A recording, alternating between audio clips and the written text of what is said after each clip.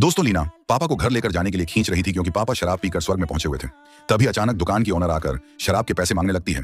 लीना बेचारी अपने जेब से कुछ पैसे निकाल कर देती है और फिर लीना पापा को वहीं पर छोड़कर चली जाती है। रास्ते में लीना दिखती है। श्रेया दीदी उदास होकर अकेली बैठी हुई है। लीना उसके पास जाकर पूछती है। श्रेया बताती है, मेरे मम्मी पापा ने कहा था कि वह नए साल पर मुझसे मिलने आएंगे, लेकिन अब वह नहीं आ रहे हैं। लीना उसको दिलासा देते हुए कहती है, श्रेया दीदी आप उदास मत हो, वो लोग काम खत्म करके जरूर आपसे मिलने आएंगे। दीदी मेरी भी माँ नहीं है, मुझे भी उनकी बहुत याद आती है।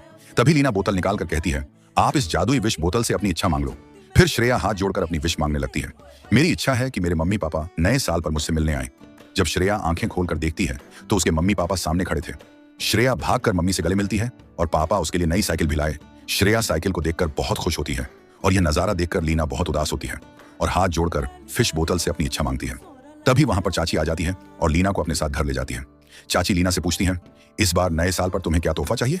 लेकिन लीना कहती है, चाची मेरे खिलौने अभी टूटे नहीं, मुझे नया तोहफा नहीं चाहिए।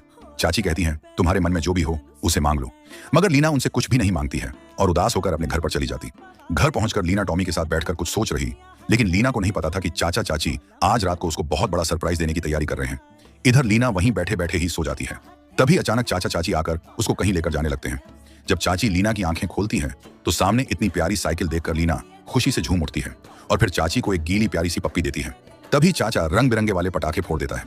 लीना नया साल का ऐसा तोहफा देखकर बहुत ही ज्यादा खुश होती है। दोस्तों, चाचा चाची के लिए वीडियो को लाइक और चैनल को सब्सक्राइब जरूर करें।